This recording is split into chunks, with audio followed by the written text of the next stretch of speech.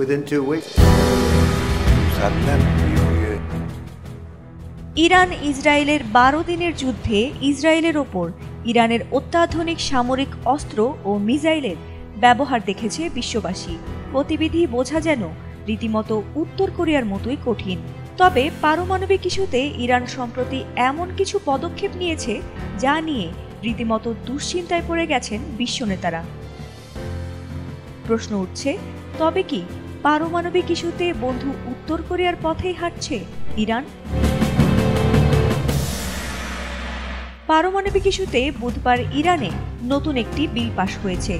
সেখানে তারা বৈশ্বিক পারমাণবিক পর্যবেক্ষক গোষ্ঠী আন্তর্জাতিক পারমাণবিক শক্তি সংস্থার সাথে সহযোগিতাপূর্ণ আচরণ বন্ধ করার সিদ্ধান্ত নিয়েছে। এমনকি দেশটির কিছু কর্মকর্তা পারমাণবিক অস্ত্র বিস্তার রোধ চুক্তি থেকেও বেরিয়ে যাওয়ার কথা বলছেন। আর এতেই বিশ্বের অন্যান্য পারমাণবিক শক্তিধর দেশগুলোর মাঝেও নতুন করে চিন্তার জন্ম নিয়েছে। এছাড়া গত সপ্তাহে ইরানের পারমাণবিক স্থাপনাগুলোতে মার্কিন হামলার পর ইরানের ভেতরে বেশ ক্ষোভ জমেছে বলে মনে করছেন বিশেষজ্ঞরা। যদিও অনেকেই মনে করছেন কোনো ধ্বংসাত্মক কর্মকাণ্ডের দিকে ইরান কখনোই যাবে না, যেমনটি তারা আগে বলেছে। তবে বিভিন্ন সংবাদ মাধ্যমের খবরের বরাতে জানা গেছে, ইরানি কর্মকর্তারা ইতোমধ্যেই বলেছেন তাদের পারমাণবিক কর্মসূচি অব্যাহত থাকবে। অন্যদিকে মার্কিন প্রেসিডেন্ট ডোনাল্ড ট্রাম্প বলেছেন ইরান আর কখনোই পারমাণবিক কর্মসূচি গড়ে তুলতে পারবে না।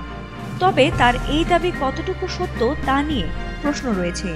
যদিও এর আগে ট্রাম্পের নামে কয়েকবার ভুল তথ্য ছড়ানোর অভিযোগ রয়েছে। তবে নিষেধাজ্ঞা থাকার পরও কিভাবে পারমাণবিক অস্ত্র তৈরি করতে হয় তার অনন্য উদাহরণ হতে পারে উত্তর কোরিয়া। তাদের কাছে থাকা পারমাণবিক অস্ত্রের কারণে এখন বিশ্বের বহু বাঘা বাঘা দেশ তাদের ওপর হামলা চালাতে সাহস দেখাতে পারে না।